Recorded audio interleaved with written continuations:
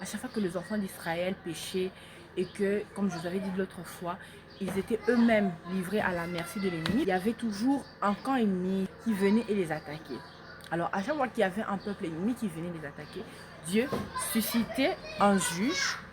Dieu suscitait toujours un juge pour venir délivrer le peuple, les garder en sécurité pendant le temps de la vie du juge. Donc, tant que le juge était vivant, il avait cette responsabilité de veiller à la sécurité des enfants d'Israël.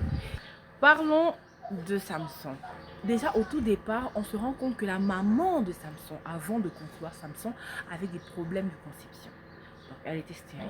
Et lorsque le Seigneur viendra à la visiter, il va lui donner des restrictions.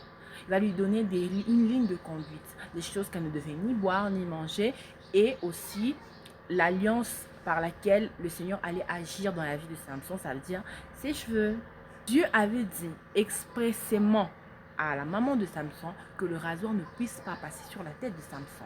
Et aussi, au fur et à mesure de la vie de Samson en grandissant, il avait d'autres restrictions telles que n'est pas touché à un corps souillé, à un corps mort.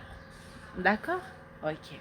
On évolue dans la vie de Samson et on se rend compte que Samson c'était un gars qui avait trop conscience un peu de sa force, un peu trop conscience de ce que voilà il était et de comment il gagnait des victoires. Et parfois, excusez-moi le terme, il flirtait avec le danger.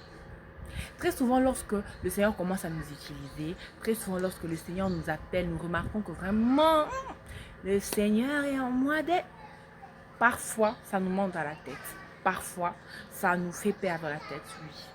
Alors, on va remarquer que parmi tous ces interdits, Samson, comme j'ai dit, il était déjà en train de s'amuser un peu avec voilà, les bornes. Il commençait un peu à dépasser telle borne et tout ça.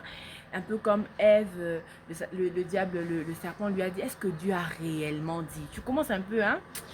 Est-ce que vraiment si je ne sais pas ça? Ou est-ce que si je faisais ça, est-ce que vraiment je vais perdre mon onction? Et puis il essaye une fois. Il remarque que oh, il a touché le lion mort. Rien ne s'est passé, sa force n'a pas diminué, rien du tout. Il dit mais oh, mais c'est que Dieu avait menti. C'est que voilà, il y a des soucis, il y a quelque chose qui ne va pas là. Donc voilà, on continue. Deuxièmement, il va tuer une armée de Philistins. Il les touche parce qu'il devait récupérer les habits à cause d'un pari qu'il avait fait.